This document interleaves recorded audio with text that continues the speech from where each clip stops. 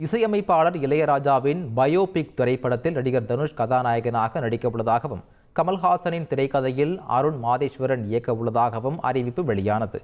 இப்படத்திற்கு இளையராஜாவின் இசையையே பயன்படுத்திக் கொள்ள முடிவு செய்யப்பட்ட நிலையில் திரைக்கதை அமைக்கும் பொறுப்பில் இருந்து கமல்ஹாசன் திடீரென விலகினார்.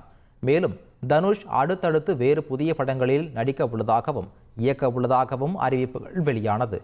இந்நிலையில் இளையராஜாவின் பயோபிக் திரைப்படம் கைவிடப்பட்டதாக புதிய தகவல் வெளியாகியுள்ளது.